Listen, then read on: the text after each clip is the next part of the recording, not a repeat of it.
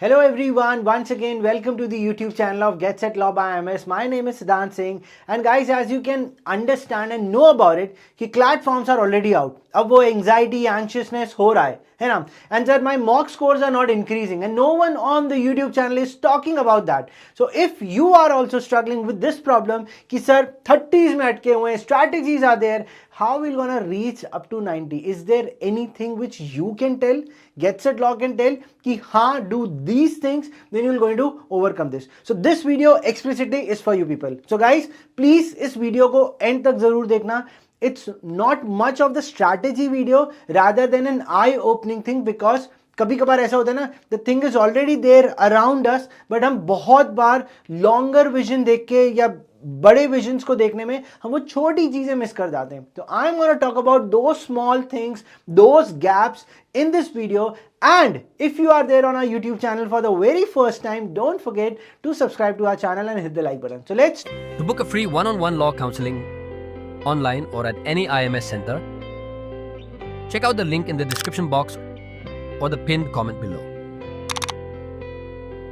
start with this session कि session में exactly होने क्या वाला है. ठीक है. So this is what is the objective which I have identified and the question mark over here that sir in this session what I am going to be encountering with. So first is we will going to identify certain common gaps between how that particular student who is able to score 80-85 and a student who has recently started their preparation, became serious but still in the 30s range. Can I be able to reach that bar? Yes, you will be able to do it. That's why we will be understanding those gaps and then we're going to come up with a strategic planning. There is no strategy कि ये follow करना है, but we're going to plan something out of it कि हमें होगा क्या, and then end में उसे हम capitalize करेंगे. Next is I need to avoid certain mistakes which I need to ignore during my preparation of those mocks कि हमसे क्या ऐसी चीजें miss out हो रही हैं. तो that is going to be there. तो हम उसे भी recognize करेंगे what are those pitfalls and then setback, जिस वजह से मेरे स्कोर कम हो रहे हैं, मैं वहीं अटक गया हूं, वो क्या है वो पढ़ेंगे. एंड देन एंड में हमारा विनिंग मूव आएगा कि अब क्या कर लेना चाहिए था. ठीक है, that is what is going to be there. So the first thing over here, and इसको हम प्रॉपरली एक एक करके ब्रेक करेंगे. Why? Because this is the main crux of the entire video. तो स्टार्टिंग में तो इंट्रोडक्शन था, बट अब यहां पे सारा crux is going to be there.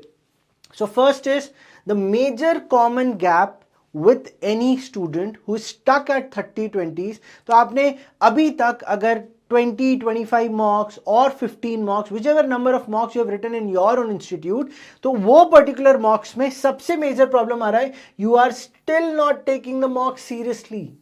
Now you are taking these marks as a class test only, कि ये तो मेरे regular test की तरह है, इसको मैं जाऊंगा संडे या मंडे को लिखूंगा and that will be done. नहीं, इसको आपको ऐसे नहीं करना है. सो upcoming मॉक्स in the month of August जो अभी ऑनगोइंग है टिल नवंबर तक, मेजरली मिड ऑफ नवंबर तक, you need to take every mock like your final CLAT.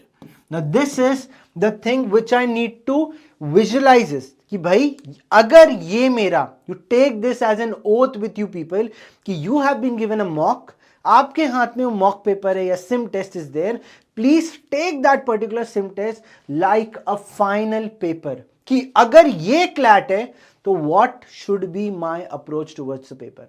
फिर रिजल्ट जो आएगा उसको मैं अच्छे से एनालाइज करके आगे गो थ्रू कर लूंगा, but if this is my final CLAT what should be my approach. तो ये बहुत इंपॉर्टेंट गैप है क्योंकि अभी भी आप लोग सीरियसली नहीं ले रहे हो. अगर सीरियसली ले रहे थे तो नहीं तो 70s रेंज में you would have been there. This is one important thing. Next is still in the comfort zone. Now I have seen a lot of students that they are writing mocks offline or maybe online from your home, but still a lot many students want to write mock as per their own convenience.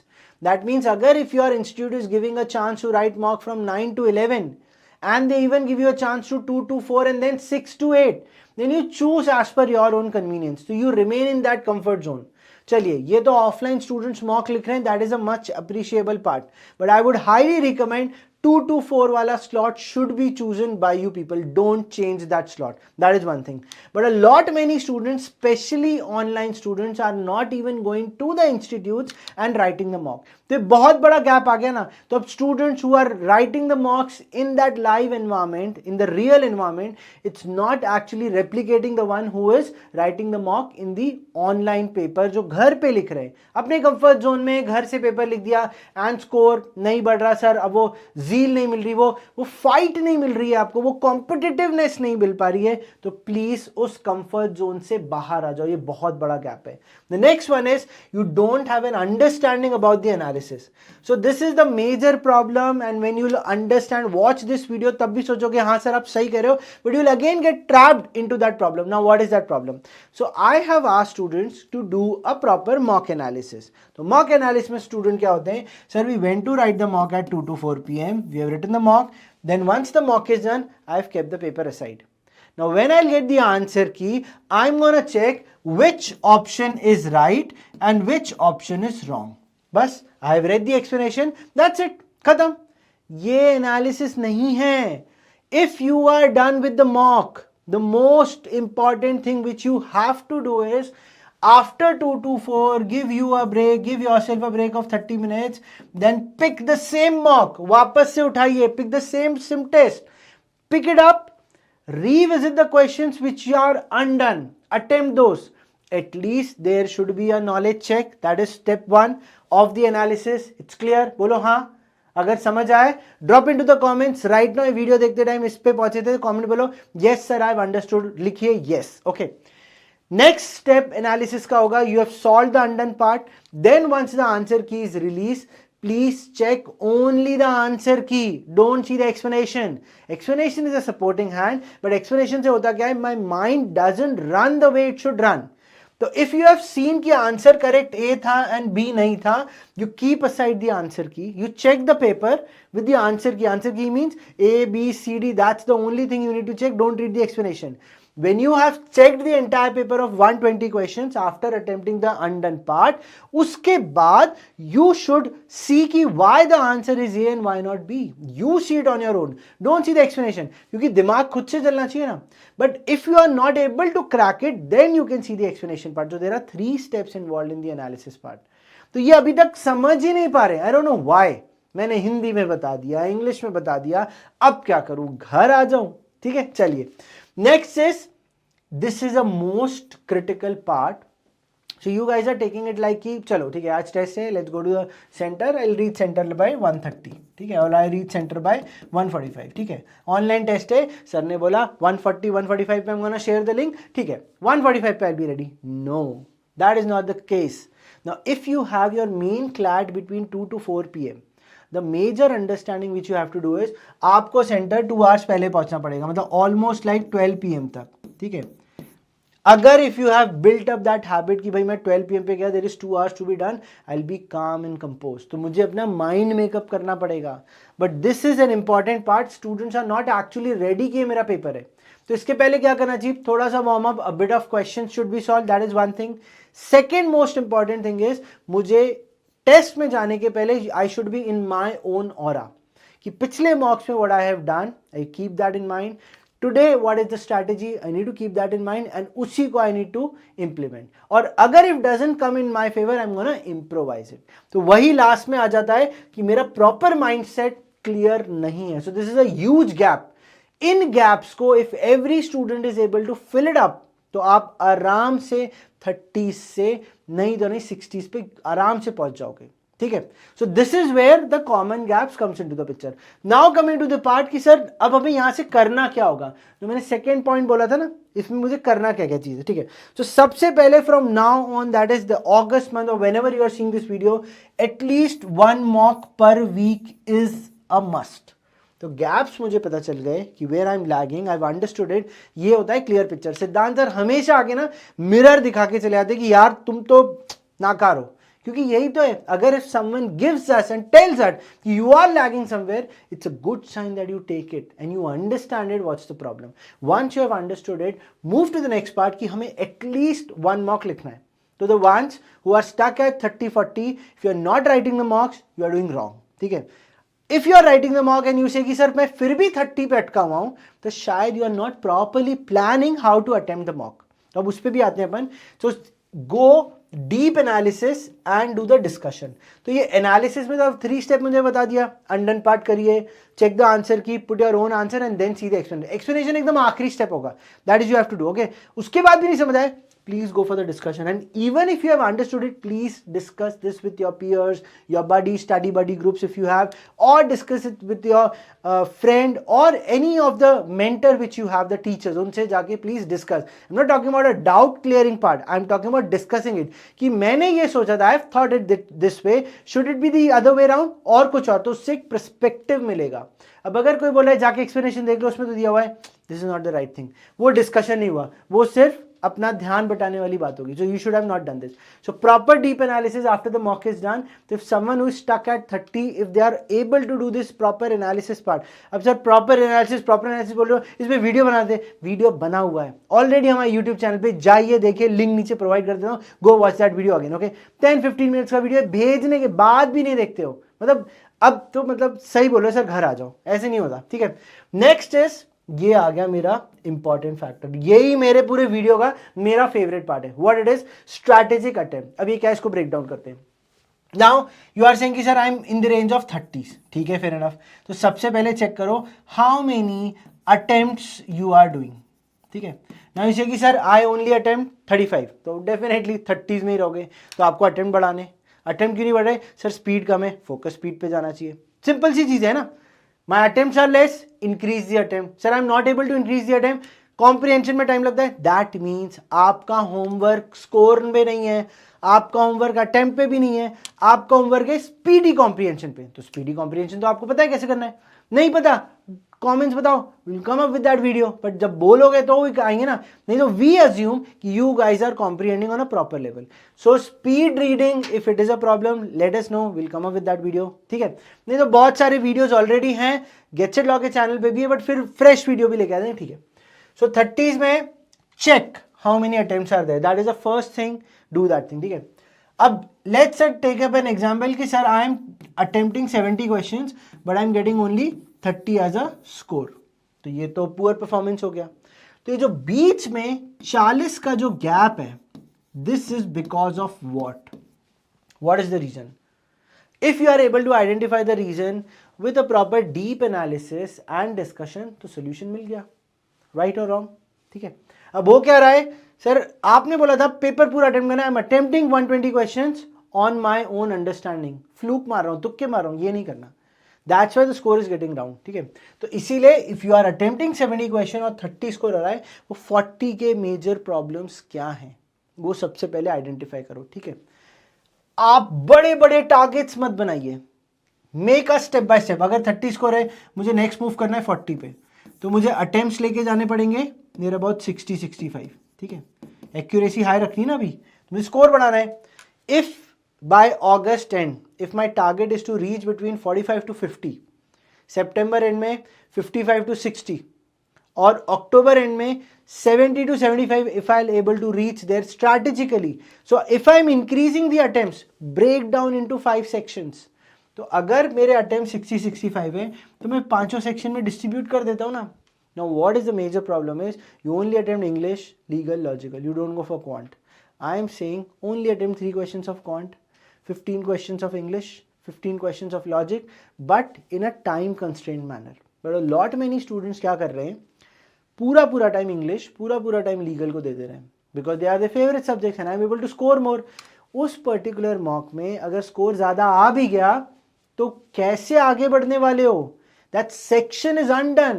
This is the biggest barrier which is there in your mind, that you are not attempting all sections together, rather than to score around 40 you are attempting only 2-3 sections, which is wrong. 40 should be a cumulatively of 5 sections. उन 5 section का total it should be there. Then step by step strategically कि अब मेरा score 40 हो गया है, then I go to 45, then I reach to 55 and so on so forth, slowly steadily attempts बढ़ते जाएंगे। अब उसमें अगर अटेम्प्ट आपके 120 नहीं हो पा रहे हैं, तो कोई स्पेसिफिक मॉक ऐसा होगा which would have been tougher one, that is where हमें एनालिसिस से पता चल जाएगा। और टॉक टू योर मेंटर्स कि इसमें मेरा आइडियल अटेम्प्ट होना क्या चाहिए था। तो ये तो एक सबसे बड़ा गैप हो जाता है कि आप मेंटर से बात नहीं करते हो, they don't know you by heart, नहीं पता होता, एंड देन एंड में बोलते हो सर उन्होंने हमारी हेल्प नहीं करी। Now this should not be the one. So first is 1 mock per week, deep analysis and strategic attempts. Don't attempt full section ना, attempt only 15 questions, 20 questions, 12 questions. अब क्या हो गया, 30 पे अटक गए, सर मेरे को तो मन ही नहीं हो रहा. अरे just attempt 12 questions of all sections except quant. If you will attempt 12 question तो भी 48 अटेम्प्ट्स आ जाते हैं विथ प्रॉपर अंडरस्टैंडिंग. अगर आपके पास टाइम भी नहीं बच रहा तो भी यू कैन इजीली कॉम्प्रीहेंड. तो वो प्रॉब्लम चली गई ना, कॉम्प्रीहेंशन वाली, राइट और रॉन्ग, स्पीड वाली प्रॉब्लम चली गई. ऐसे ही स्ट्रैटेजिकली अटेम्प्ट्स करने होंगे. पर ये कब करना है, तो मैंने बोला था ना, रेडी बिफोर द मॉक. यही रेडीनेस है कि मैंने सर स्ट्रैटेजिक अटेम्प्ट्स बनाए थे आपका वीडियो देखने के बाद, और मैंने मॉक के पहले बोला था कि आज I am gonna attempt only 55 questions, जिसमें इंग्लिश में I am gonna solve 15 questions, legal में I am gonna solve 15 questions, logical में I am gonna solve 10 questions, तो ये हो गए 30-40. क्वांट में I am gonna solve 5 questions, and then जो भी बचा कुचा हुआ वो करंट अफेयर्स में चला जाएगा. अब बैलेंस इट आउट, इंग्लिश में 20 कर दिए या लॉजिकल में 15 कर दिए. That is your strategic attempts, you plan it. इसीलिए ये मॉक के पहले रेडी होने की बात की थी. ये सब नहीं हो रहे तो कुछ तो प्लान बना रहा हूं, प्लान के बारे में सोच नहीं रहा और मॉक दे रहा हूं, क्योंकि मैं मॉक को सीरियसली नहीं ले रहा. राइट, पकड़ लिया ना सर ने. तो यही होता है, ठीक है. तो इसको दे. देन ये मेरी बात यहाँ ऑलरेडी सेकंड हो गई कि I have to attempt all section, I can't leave. Sir quant नहीं बन रहा, 0 अटेम्प्ट है, 10-15 मार्क्स हो गए, 20 मार्क्स हो गए, कोई बात नहीं. Pickup your QD section, plan कि इस बार 3 ही क्वेश्चन अटेम्प्ट करने, फिर 3 करने, फिर 6 करने, फिर 9 करने, स्लोली स्टडीली. अगर if you want to be in top 6 top 7 NLUs, ये इंपॉर्टेंट फैक्टर बनेगा. इफ इंग्लिश लीगल लॉजिकल के बेसिस पे you are attempting all question and saying कि करंट अफेयर्स में मुझे सब बन रहा है, तो you have crack the code for your own institute. You have not crack the code for current affairs. No one could crack it up. If someone is saying crack it up, वो झूठ बोल रहा है आपसे. Anyone if you से हमने जो बोला है वही करंट अफेयर्स में आएगा, यही पढ़ के चले आओ, नो, वो झूठ बोल रहे हैं. Current affairs is like an ocean, everyone knows it, I am not gonna repeat that thing, ठीक है.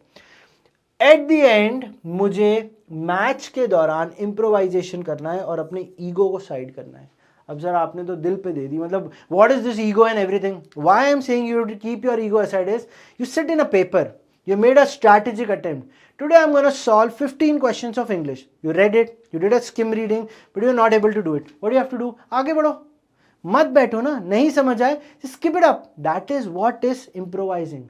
अभी नहीं बना क्योंकि इनिशियली वेदर कंडीशंस ऐसी होती हैं कि मैं अच्छे से रन नहीं बना पाया. बट अगर मैं हाफ एन आवर के लिए पिच पे रुक गया तो देखो 50 आराम से बन जाएगी. बट क्या है, ईगरनेस, ईगो इतना है, मुझसे कैसे नहीं बनेगा, how will I will not be able to do it, I have been studying since past 6 months, मुझसे कैसे नहीं सॉल्व होगा. ये सबसे बड़ी गलती है. इसी को मैं कहता हूँ स्टूडेंट ईगो. ये हम में भी था जब हम स्कूल में थे कि मुझसे गलती कैसे हो गई.